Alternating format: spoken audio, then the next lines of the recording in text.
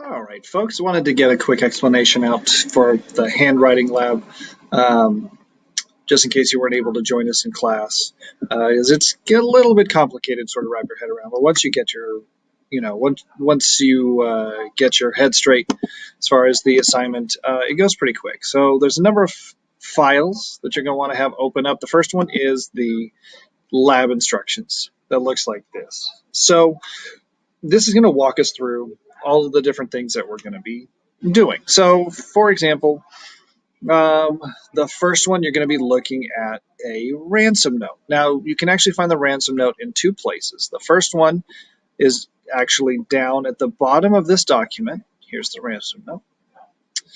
You can also find this as a separate attachment in Echo.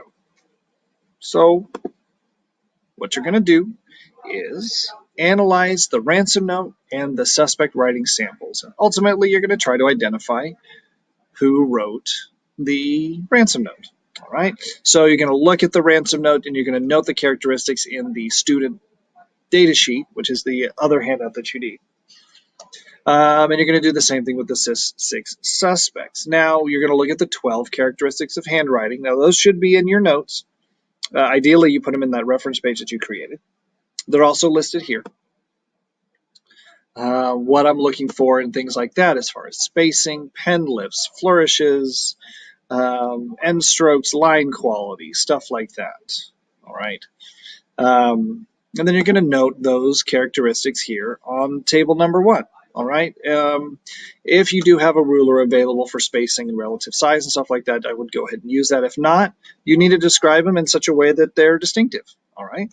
Because basically what you're doing is you're creating a handwriting fingerprint that you're going to use to identify who wrote the ransom note, which is number 1. All right. Part 2 is trying to forge documents. And it's surprisingly, or maybe unsurprisingly, difficult to make a forged signature or a forged document look natural. And so you're going to try to do that. So you're going to need at least one other person around you or somebody who's done this in class.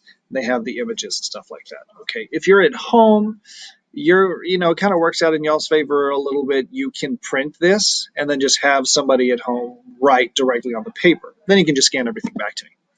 So what you're going to do, you're going to do your signature here. I did that. So you're going to put your signature here, and then you'll put your partner's signature here, and if you work with 2 people, you'll put their signature there. Then what you'll do in column number 1 is you will try to forge the first person's signature. All right. Now, that's including yours. You've got to write it again exactly the same way as you wrote it the first time. And then you try to write person number 2's signature, and then you try to write person number 3's signature. As close to the original as possible. And the other people are going to do the same. Some reflection questions in there that you want to take a look at after you've done that. Part 3 is trying to disguise your handwriting. So make it look like it's somebody else who wrote the note. So you've got a sentence here. I am in possession of the secret formula for Super Cola. You're going to write that sentence normally on the original one. Then you're going to try to write it different. So like if you normally write in cursive, write it in print or vice versa. Something like that. Try to make it look different. And then you're going to switch hands. I'm left-handed, right? So those first 2 lines I wrote with my left hand. Then what I'm going to do is I'm going to switch. I'm going to write it with my right hand.